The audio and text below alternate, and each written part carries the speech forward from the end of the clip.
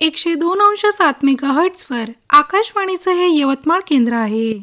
श्रोते हो, यावेळी सायंकाळचे 7:30 वाजत आहेत. ऐकूया शेतकरी बांधवांसाठीचा कार्यक्रम किसान वाणी. किसान वाणी. किसान वाणी बहर कृषी तंत्रज्ञानाचा. या कार्यक्रमाचे प्रायोजक आहेत कृषी आणि शेतकरी कल्याण विभाग, कृषी आणि शेतकरी कल्याण मंत्रालय, भारत सरकार. शेतकरी बंधू भगिनींनो नमस्कार. किसान वाणी हा कार्यक्रम ऐकणाऱ्या सर्व शेतकरी बंधू भगिनींचं कार्यक्रमात मनपूर्वक स्वागत आणि सोबतच भावना कांबळेचा सस्नेह नमस्कार. प्रधानमंत्री शेतकरी मानधन योजना मिळेल पेन्शनचा आधार, शेतकरी नाराही निराधार, सुखाशी नात जोडले जाई, म्हातारपण खुशाल होई, सुरक्षित होई अन्नदाता, सुरक्षित होई अन्नदाता. प्रधानमंत्री शेतकरी मानधन योजनेनं लघु आणि सीमांत शेतकऱ्यांचं भविष्य होईल सुरक्षित आणि 60 वर्ष वयापासून 3,000 रुपयांची मासिक पेन्शन होईल सुनिश्चित. 55 रुपये ते 200 रुपयापर्यंत मासिक हप्ता देऊन प्रवेश करू शकतात 18 ते 40 वर्ष वयाचे शेतकरी. या अंशदायी योजनेत सरकार देईल बरोबरीचे योगदान. सर्व शेतकरी बंधू भगिनींनी या योजनेच्या लाभाकरिता जनसेवा केंद्रात जावे आणि आपले निशुल्क नोंदणीकरण करावे. प्रधानमंत्री शेतकरी मानधन योजना, अन्नदात्याच्या परिश्रमाचा आधार, पेन्शन त्याचं भविष्य सुरक्षित साकार. कृषी आणि शेतकरी कल्याण मंत्रालयातर्फे जनहितार्थ जारी. मंडळी, कार्यक्रमाला लगेचच सुरुवात करूयात आणि सुरुवातीला ऐकूयात एक महत्त्वाचं निवेदन. शेतकरी बंधूंनो, हॅलो कास्तकार हा फोन इन कार्यक्रम शनिवार आणि रविवार दिनांक 6 आणि 7 सप्टेंबर 2025 रोजी किसान वाणी या कार्यक्रमाअंतर्गत प्रसारित होईल. या कार्यक्रमात आपणही सहभागी होऊ शकता. आपण आपले शेतीविषयक प्रश्न व समस्या विचारा, त्याला तज्ज्ञ, शास्त्रज्ञ आणि अधिकारी उत्तर देतील आणि त्याचं प्रसारणही केलं जाईल. तेव्हा आपले शेतीविषयक प्रश्न व समस्या विचारा. गुरुवार दिनांक 4 सप्टेंबर 2025 रोजी दुपारी 3 ते 4 या कालावधीत. तुम्हाला फोन करायचा आहे 07232 2454 64 या फोन क्रमांकावर आणि म्हणायचं आहे हॅलो कास्तकार. निवेदन संपलं. आणि मंडळी, आता वळूया उर्वरित कार्यक्रमाकडे आणि ऐकूयात भेंडी उत्पादक शेतकरी राजू उद्धव आबाळे, मुक्काम चिलगव्हाण, पोस्ट अंबोडा, तालुका महागाव, जिल्हा यवतमाळ यांची मुलाखत. शेतकरी बंधू भगिनींनो नमस्कार. शेतकरी बंधू भगिनींनो, आज आपण मुक्काम चिलगव्हाण, पोस्ट अंबोडा, तालुका महागाव येथे आलेलो आहेत आणि आपण आज भेंडी उत्पादक शेतकऱ्याशी बातचीत करणार आहोत. तर चला मंडळी, आपण त्यांच्याचकडनं जाणून घेऊयात की त्यांचं नाव काय आहे आणि ते भेंडी कशा प्रकारे उत्पादन करतात याविषयी. तर सुरुवातीला आबाळेजी, कार्यक्रमात आपलं मनपूर्वक स्वागत. नमस्कार. नमस्कार. आबाळेजी, मला तुमचं पूर्ण नाव सांगा. राजू उद्धव आबाळे. अच्छा, तुम्ही चिलगव्हाणलाच राहता किती वर्षापासून? 22 वर्ष झाली. अच्छा, 22 वर्षापासून तुम्ही चिलगव्हाणला राहता. अच्छा, तर तुम्ही शेती कधी करायला लागलात? 2005 पासून समजा. अच्छा, 2005 पूर्वी मग तुम्ही शेती नाही करायची, म्हणजे शिकत होते का? शिकत होतो. 12वी झालेलं आहे शिक्षण. अच्छा, पुढे नाही शिकले? नाही. अच्छा, म्हणजे 12वी पास आहात तुम्ही? पास आहो 12वी. अच्छा, मग पुढे शिकायला पाहिजे होतं. 12वी पास आहात तुम्ही. आर्थिक परिस्थिती चांगली नव्हती, वडील वारलेले आहेत. अच्छा, आजोबाच्या वर्षी काम होतं. अच्छा अच्छा, म्हणजे मग तेव्हा वडील वारले, मग तुम्हाला आता शेतीत जावंच लागलं. कोण कोण आहे कुटुंबात तुमच्या? आता आई आहे, एक मुलगा एक मुलगी आणि पत्नी. बर, म्हणजे मग भाऊ बहीण असं काही नाही का? नाही. अच्छा, तुम्ही एकटेच आहात? एकटाच आहो. अच्छा, म्हणजे मग कुटुंबाची जबाबदारी तुमच्यावर असल्यामुळे मग 12वी नंतर तुम्ही डायरेक्ट शेती करायला लागले. तेव्हापासून तुम्ही आतापर्यंत शेती करता? हो, शेती. अच्छा, ते मग पूर्वी काय कोण करायचं शेती? वडील? नाही, आजोबाच करायचे. वडील 4 वर्ष असताना वारलेले आहेत. अच्छा, म्हणजे वडील खूप लहान असतानाच वारले. मग आजोबा करायचे शेती? आजोबा शेती करायचे. तुम्ही कधी लक्ष द्यायला, थोडं लक्ष द्यायचे का? नाही, मी पुसदला शिक्षण घ्या होतो. अच्छा, म्हणजे मग तुम्ही बिलकुलच शेतीकडे नव्हते. मग आता तुम्ही अचानक शेतीमध्ये कसं गुंतले, तर मग तुम्हाला तर अनेक अडचणी जाणवल्या असणार हो. मग त्या कोणत्या अडचणी होत्या आणि त्या तुम्ही कशा सोडवल्या?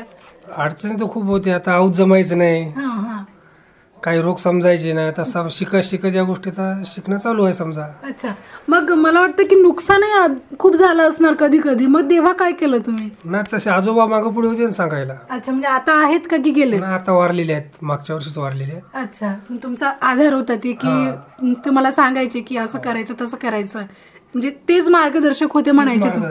अच्छा, तेव्हापासून आजोबा जेव्हा शेती करायचे तुम्ही आता शेती करता, तर तुम्ही काय वेगळं केलं आजोबांच्या तुलनेत? मी आता फक्त म्हणजे भाजीपाल्याकडे थोडाफार वळलेला. अच्छा, भाजीपाल्यासाठी मला वाटतं की पाण्याची व्यवस्था चांगली पाहिजे असते. तुमच्याकडे आहे का ती? बोरवेल आहे. अच्छा, ते आजोबापासूनच आहे की तुम्ही लावली? 2002ला पडलेला आहे. अच्छा, पहिले कॅनलवर इरिगेशन होतं. अच्छा, कॅनलसाठी इकडे म्हणजे कॅनल बांधलेले आहेत. हो. अच्छा, काय काय आहे तुमच्या शेतात आता? आता चना होता आणि भेंडी लावलेली आहे, काही पत्तागोबी आहे. अच्छा, म्हणजे भाजीपाला फळभाजी आहे तुमच्याकडे.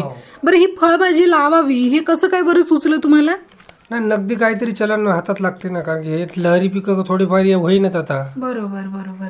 नगदी पिकामध्ये काहीतरी 1500 रुपये एक दिवस अडकून उरतात, बस एवढीच आशा आहे. बरोबर. आपण ही जी भाजीपाला पिकं आहे ही याची पण आपल्याला विशेष काळजी घ्यावी लागते, म्हणजे वेळेवर काढणी करावी लागते आणि विकावं लागते, नाहीतर ते पीक पण वाया जातं. मग तुम्ही हे कसं काय करता? कधी कधी म्हणजे याची दिनचर्या काय सांगता येईल?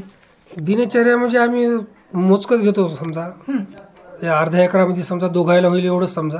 आता भेंडी एवढीच लावलेली आहे की 50-60 किलो आपली एक दिवस आड करून निघाले अशा बजेटनं. म्हणजे एक दिवस आड करून 50-60 किलो निघते. आणि कुठल्या मार्केटला विकता मग तुम्ही? माळकी आपलं आर्णी मार्केटला. आर्णी मार्केटला.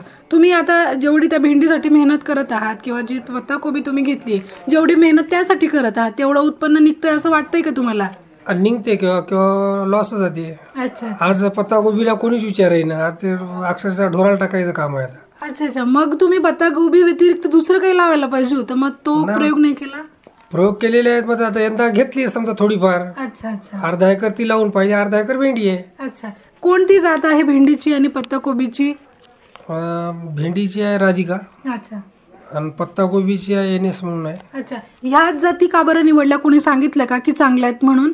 नाही, भेंडीची जवळपास 8 वर्षापासून राधिका व्हेरायटी मी स्वतः चालवतो. अच्छा, म्हणजे यासाठीचं जे बियाणं लागतंय ते तुम्ही तुमच्याकडे स्टोअर? कृषी केंद्र आणायचं, फक्त एकच व्हेरायटी आपण चालवतो समजा, लावतो दरवर्षी. म्हणजे हीच व्हेरायटी का बरं लावता तुम्ही? म्हणजे यावर काही संशोधन करत आहात का की चांगली आहे की काय? माल खूप देते मला. अच्छा, आणि क्वालिटी चांगली आहे आणि झाड बुटके आहेत समजा. अच्छा, बुटकी झाडं आहेत, नाहीतर भेंडीचं झाड मोठं मोठं वाढते. 8-9 फुटापर्यंत हाईट जाते सरळ. हो, तेच तर म्हणते, मोठं मोठं वाढते ना ते. मग तुम्हाला बुटकी पाहिजे असते आणि ती चांगलं पीक देते का? हो, चांगलं पीक देते. अच्छा, कीड वगैरे पडते त्यावर? मग ह्या व्हेरायटीवर नाही पडत का जास्त? कीड तर सगळीकडेच येणार आहे. अच्छा, मग नियोजन लक्षपूर्वक समजा, आळीचं मारणं, मग तुडतुडा आली की ती औषधी मारणं, किंवा लाल कुळी येते किंवा बुवा तेव्हा वेगळी औषधं मारणं. अच्छा, आता 8 वर्षामध्ये सर्व माहिती झालेली आहे. अच्छा, 8 वर्ष सांगते आता. झाडच तुमच्याशी बोलते की अरे बाबा मला आता बरं नाही, तुम्ही आता काहीतरी करा म्हणून. बरं, ही भेंडी कधी तोडणी करता तुम्ही? कोणत्या वेळेला करता? सायंकाळचे 3च्या समोर. अच्छा, 3च्या समोर. सकाळी पण तोडणी केलेली चांगली असते, म्हणजे थंड वातावरणात आपण फळभाजी कोणती पण दुसऱ्या दिवशी मार्केटला जाते ना आमच्यापासून. अच्छा, लगेच? नाही, आज जर तोडली सायंकाळच्या ना तर उद्या सकाळी मार्केटला पोहोचते ती. अच्छा, तुमच्याकडे ती मार्केट पर्यंत नेण्यासाठी काय व्यवस्था आहे? गाडी आहे एक. अच्छा, ही तुमची स्वतःची आहे? नाही, हे म्हणजे शेतकऱ्याची गाडी आहे. अच्छा, म्हणजे सगळ्या डागन समजा जाते 40 रुपये डाग समजा आर्णीची. अच्छा, आणि काय भावानं जाते मग तुमचं हे एवढं सगळं माल? किंवा 20 रुपये किलो जाते, किंवा 30 रुपये जाते, किंवा मग 50 रुपये पन्नीनं पण जाते. अच्छा, एक पन्नी 50 रुपयाची, आणि त्या पन्नीमध्ये किती असते? 12 किलो. 12 किलो 50 रुपयात पुरतं का तुम्हाला? मग मजबुरी राहते किंवा आता इलाज नाही ना. अच्छा, मार्केटचं लहरीपणा चालूच राहते. अच्छा, मग तुम्हाला नाही वाटत का की हे जे आपण तो ठोकणं विकण्यापेक्षा होतंय काय की चिल्लर विक्रीमध्ये थोडासा जास्त नफा मिळतो? असं नाही केलं का कधी? नाही, असं करा, एकच वाहन आपल्यावर 50 किलो असला तर दररोज थोडाच विकणार आहे ते वाहन. अच्छा, हो. मग एखादी वेळेस असं गावातल्या गावातही आपण थोडंसं छोटंसं दुकान नाही करू शकत? नाही, इकडे बैल राहतात, तिकडे वानेर त्रास देतात, तर शेतीकडे लक्ष ठेवावं लागते ना. अच्छा, म्हणजे सगळ्याच गोष्टीकडे लक्ष ठेवायला एका व्यक्तीसाठी सर्व काही करणं सोपं नाही. सोपं नाही. बरोबर. तुम्हाला कोणी मदतीला नाही का शेती करायला? नाही नाही. अच्छा, पुढे काय प्रयोग करायचं ठरवलाय तुम्ही तुमच्या शेतामध्ये? दुसरा भेंडी व्यतिरिक्त दुसरं काय घेण्याचं? जे आहे ते साधंच आपलं चालू आहे. अच्छा पण रस्ता अभावी आहे समजा. अच्छा, रस्ता कमी आहे का की तिकडे जात नाही रस्ता? नाही, रस्ता आहे मात्र चिखलाचा रस्ता आहे. अच्छा. भाजीपाला दुसरा म्हणजे टमाटर, काकडी असे आयटम घ्या जमत नाहीत आम्हाला वजनावाली. जास्त वजनवाले नाही जमत. पण आता तर उन्हाळ्यामध्ये किंवा हिवाळ्यामध्ये तर हा त्रास नसेल? इरिगेशन पूर्ण आहे ना. अच्छा, म्हणजे आजूबाजूला पूर्ण इरिगेशन ओलीत राहते, त्याच्यामुळे मग नेणं आणणं थोडासा त्रास आहे. अच्छा, भेंडीसाठी काय पूर्वतयारी करावी लागते शेताची? नांगरणी वखरणी. अच्छा, नांगरणी वखरणी. तुम्ही कोणत्या पद्धतीनं हे भेंडीचं पीक घेतलंय? म्हणजे सेंद्रिय पद्धतीनं आहे की तुम्ही रासायनिक पद्धतीनं घेतली? नाही, रासायनिक नाही, पूर्ण रासायनिक आहे. कोणती कोणती खतं कधी कधी टाकलीत? आता सध्या 1 महिन्याचीच आहे. अच्छा. एकदा खत टाकलेलं आहे. अच्छा, कोणतं खत टाकलंय? 20-013. 20-013. हे तुम्हाला आता पूर्वीपासून माहित आहे म्हणून की तुम्हाला कोणी सांगितलंय की चांगलं खत आहे? नाही, सल्फर असल्यामुळे रोगराई थोडी कमी देते. बरोबर बरोबर. आणि कीटकनाशकाची रोगनाशकाची फवारणी कधी कधी केलीत तुम्ही? सध्या 2 झालेले आहेत आतापर्यंत. लहानच आहे, अजून सुरुवात काही झाली नाही. अच्छा. 1 महिन्यानंतर सुरू होईल भेंडी सुरू होईल. तुम्हाला इतर दुसरा कोणताच व्यवसाय नाही? नाही. अच्छा, काय वाटतं तुम्हाला करायला पाहिजे का तुम्ही व्यवसाय एखादा? व्यवसाय करायला पाहिजे, माझा टाइम नाही ना. अच्छा, पूर्णपणे तुम्हाला याकडे लक्ष द्यावं लागायला. अच्छा, नगदी पीक म्हणालात तुम्ही, भाजीपाला हे नगदी पीक आहे, अगदी चांगली गोष्ट आहे आणि असायला पाहिजे, कारण की आपण विकलं की लगेच पैसा मिळतो. पण भाजीपाला व्यतिरिक्त तुम्ही कापूस, सोयाबीन ही पिकं नाही घेत का? नाही, कापूस सोयाबीन चालूच राहते. अच्छा, ते पण घेता. अच्छा, त्याच जमिनीमध्ये तुम्ही 30 पिकं घेता की कधी पिकांची फेरपालट करता? फेरप्लाट होते ना. अच्छा, कशी करता? म्हणजे कसं काय? जमीन 4 एकर आहे ना, आणि माळव एकरभर घेत असतो आम्ही. अच्छा, आणि मग खाण्यासाठी कोणती भाजीपाला पिके लावता? मेथी, पालक. हे घरी खाण्यासाठी 10-12 झाडं वांग्याची समजा, गोबी राहते. साईडच्या आता शेतकऱ्याची भेटतातच. नक्कीच. तोडणीला तुम्हाला मजूर सांगावे लागतात का की घरचे लोक येतात? 2 जण तोडतो. म्हणजे इतकं सगळं तुम्ही 50-50 किलो 60-60 किलोची भेंडी, पत्ताकोबी ही तुम्ही घरच्या घरी तोडता? पत्ताकोबी आजच लावलेली आहे, यंदा पहिलं वर्ष आहे. अच्छा, म्हणजे याच वर्षीचा प्रयोग आहे तो? फेल झालेला आहे प्रयोग तो. अच्छा अच्छा, थोडासा भाव कमी असल्यामुळे? भाव म्हणजे कोणीच विचारायला तिला, आज कंडिशन खूप खराब आहे. अच्छा, फुलकोबीचा प्रयत्न करून पाहायला पाहिजे होता तुम्ही त्याला. उन्हाळ्यामध्ये बोललो आता सर्व फुलगोबी घ्यायला, आपण पत्ताकोबी घ्यावं. अच्छा, म्हणजे असा विचार केला तुम्ही. बर, पण पत्ताकोबी मध्ये पण ती एक व्हेरायटी येते, ती जांभळ्या कलरची एक कोबी येते, तो एक प्रयोग करून बघायचा असता. नाही, आता ते पहिलेच वर्ष आहे. अच्छा अच्छा, पहिलं वर्ष असल्यामुळे काही जास्त प्रतिसाद मिळाला नाही तुम्हाला. पुढे काय करायचं असं ठरवलंय तुम्ही की भेंडी आणि पत्ताकोबी व्यतिरिक्त? नाही, आता फक्त भेंडी चालवायची, पत्ताकोबी काय मी नाही, दुसरं कोणतंच चांगलं नाही. अच्छा अच्छा, असं तुम्हाला तुमच्या अनुभव आणण्यानुसार आम्हाला चांगलं तेवढंच आहे समजा. अच्छा, कारण डोक्यावर लागते. अच्छा, डोक्यावरून आणावं लागते पावसाळ्यामध्ये. म्हणजे तिथपर्यंत गाडीच जात नाही चिखलाचं असल्यामुळे? गाडी जाते, मात्र बैलाला गाडी ओढत नाही. अच्छा अच्छा, आपल्या म्हणजे नुकसान त्याचं काय? हो, ते मुकी जनावर असतात, ते बोलू शकत नाही, मग त्यांना त्रास नकोच म्हणून. भेंडी आणि पत्ताकोबी व्यतिरिक्त, आता पत्ताकोबी तुम्ही यावर्षी घेतली, भेंडी तुम्ही दरवर्षी घेता. भेंडी व्यतिरिक्त मिरची सारखं पीक पण चांगलं असतंय, मग ते नाही घेतलं का? मिरची घेतली होती, माझा मिरचीला मजूर लागायला जास्त. अच्छा, म्हणजे त्यामुळे नाही जमत. कारण की एक 10 ते 12 किलोच बाई मिरची तोडते, तर 200 रुपये रोज आहे बाईला, तर 10 रुपये किलो तोडण्यातच पडायली आम्हाला. आणि आज 20 रुपये किलो भाव आहे तिला. पण वाळलेली मिरची जरा महाग आहे, 200-300 रुपये किलो. वाळलेली जमत नाही ना, वाळली की झाडाला वाळली की मिरची झाड माथार व्हायला त्या टाइमला. तोडल्यानंतर वाळवून विकली तर ती थोडी महागच जाते. लाल झाडाला जाऊ द्यावं लागते मिरची. असं आहे का? पूर्ण लाल तिथे झाडावर उभं द्यावं लागते. जेव्हा झाडावर लाल मिरची होईल तेव्हा झाड टिकत नाही, झाड वयस्कार होते पूर्ण. अच्छा, म्हणजे मग ते पुन्हा मिरची नाही देणार. बरोबर बरोबर. आखरीमध्ये समजा आखरीचा जे तोडा राहते ती पिकवायची राहते समजा. अच्छा, मग तोपर्यंत हिरवी मिरची विकायची असते. हिरवी विकून झाडाला पिकू द्यायची, नंतर मग वाळली होऊ द्यायची समजा. अच्छा, म्हणजे मग ते झाड पूर्ण संपून जाते.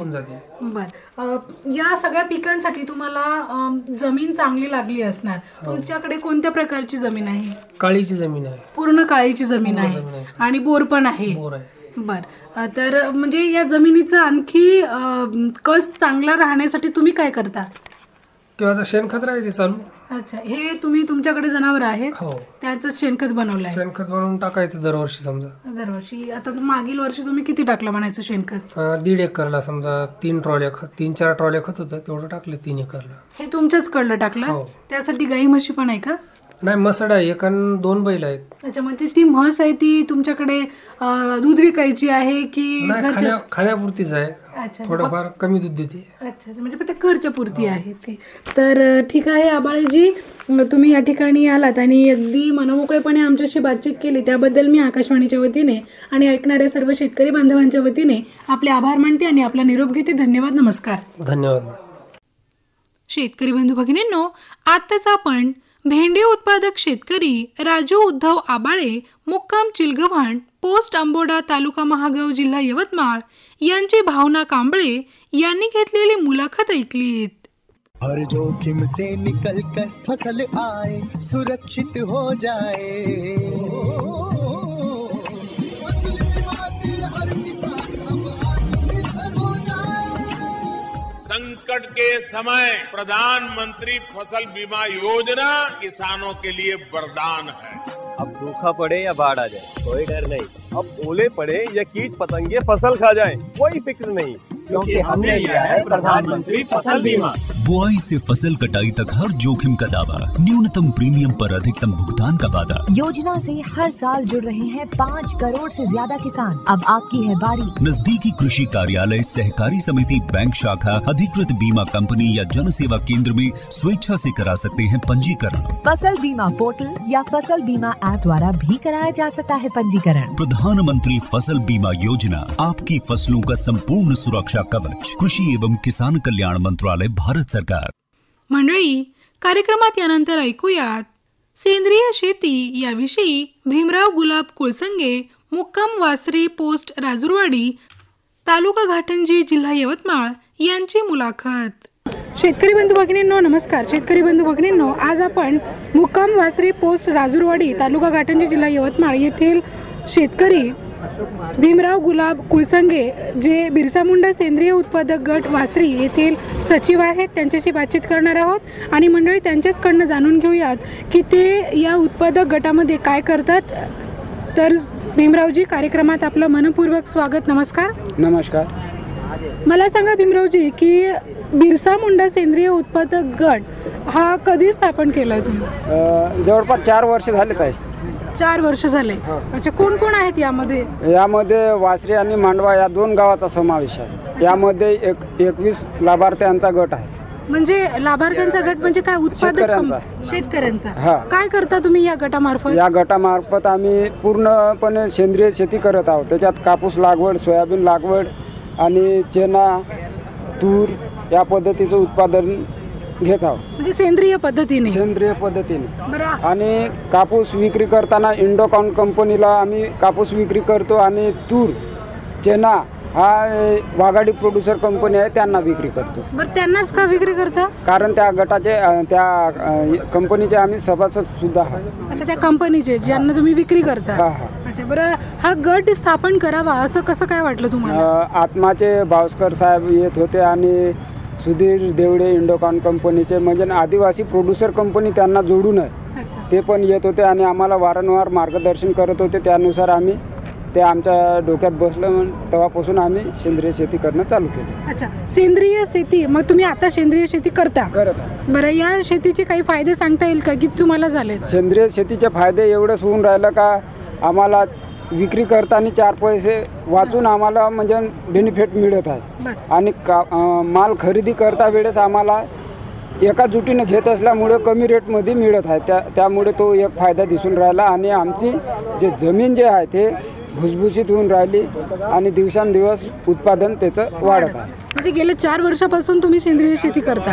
अच्छा, सेंद्रिय शेतीमध्ये नक्की काय काय करता आणि कसं करता, काही थोडक्यात सांगता येईल? सेंद्रिय शेतीमध्ये आम्ही सुरुवातीला उन्हाळ्यामध्ये नांगरणी वखरणी करतो आणि कंपोस्ट खताचे बेड लावतो. कंपोस्ट खताचे बेड लावल्याच्या नंतर आम्ही पेरणीच्या वेळेस बीज प्रक्रिया करतो आणि बीज प्रक्रिया करून लागवड करतो. त्यानंतर आम्ही आता पुढं येणाऱ्या कालावधीत आम्हाला खताचा डोस द्यावा लागतो. त्यासाठी आम्ही जीवामृत बनवतो, जीवामृत टाकतो आणि गांडूळ खत टाकतो, कंपोस्ट खत टाकतो आणि फवारणीच्या वेळेस आम्ही दशपर्णी अर्क बनवतो, निमास्त्र बनवतो आणि कीड नियंत्रणसाठी ब्रह्मास्त्र अशा ॲक्टिव्हिटी करतो आणि ते स्प्रे करून.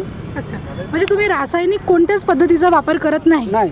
अच्छा, म्हणजे तुमच्या गटामध्ये जे तुम्ही 2 गावं सांगितले, ह्या दोनही गटामधले किती शेतकरी आहेत म्हणायचे? 25 शेतकरी. हे 25ही शेतकरी त्यांची शेती सेंद्रिय पद्धतीने करतात का? सेंद्रिय पद्धतीने करतात. अच्छा, 25चे 25 पूर्ण? हा, त्यामध्ये प्रमाणीकरण सुद्धा होऊन राहिलेलं आहे. अच्छा, प्रमाणीकरण पण झालेलं आहे. बरं, ही शेती करताना तुम्हाला काही अडचणी जाणवतात का? म्हणजे तुम्ही सुरुवातीला तर मला वाटते नक्कीच सेंद्रिय शेती करत नसाल. नाही, सुरुवातीलाच अडचण जाणवत आली, कारण ज्या वेळेस रोग यायचा त्यावेळेस आमच्याजवळ व्यवस्थित बनवून नाही राहायचं. दशपर्णी हे ते रोग आल्यावरच समजायचं. मग त्यावेळेस करतो म्हणलं तर त्याची दशपर्णीची कालावधी 20-25 दिवसाच्या नंतर आहे. त्याच्यामुळे आम्हाला ह्या अडचणी जाणून आल्या. आता जे आहे ते आम्ही रोग याच्या पहिलं करून ठेवता, त्यामुळे आता म्हणावं असं तेवढं काहीच तकलीफ नाही. अच्छा, म्हणजे हे सगळं तुम्ही मग एकटे बनवता की पूर्ण गटामार्फतच करता? गटामार्फत करतो आणि एकटे सुद्धा करतो.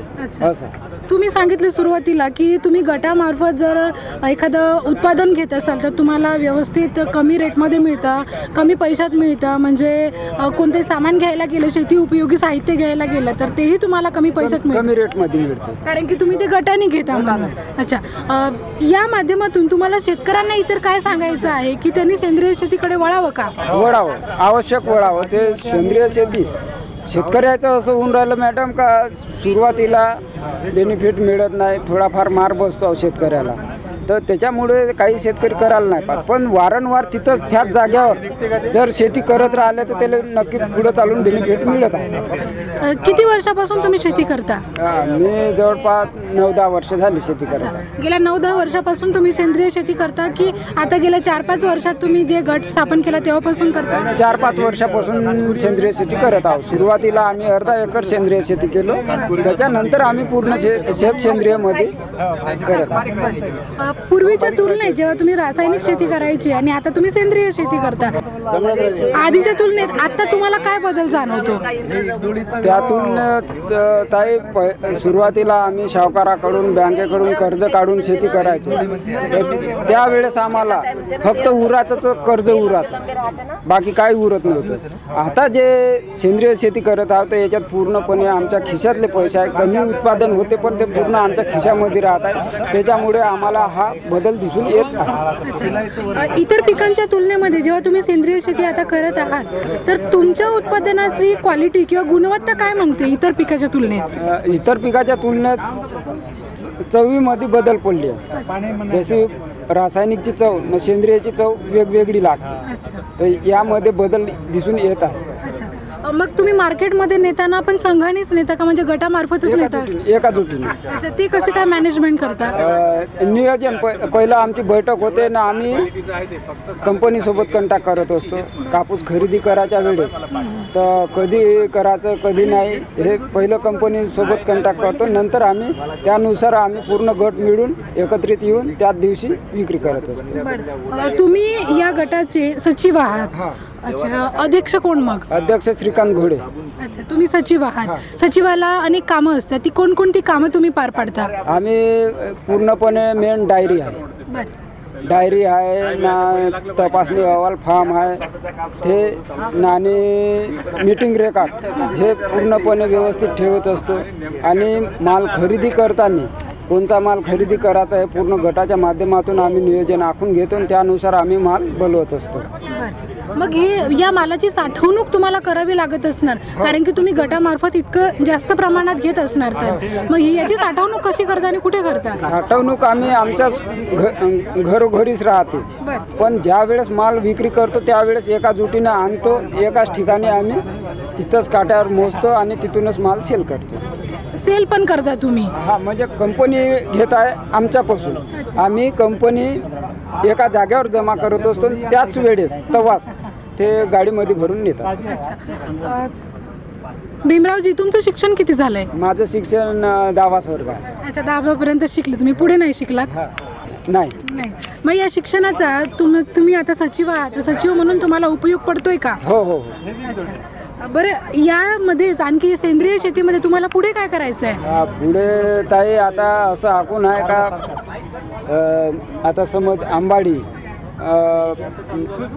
हरभरा, नाणी, वाल, भेंडी हे आणि वांग याचे पूर्ण प्रोडक्ट बनवायची तयारी आहे. म्हणजे वाळू द्यायची आणि त्याचा कोरवा करून तो विकायचा. म्हणजे उपउत्पादन बनवायचं आहे तुम्हाला?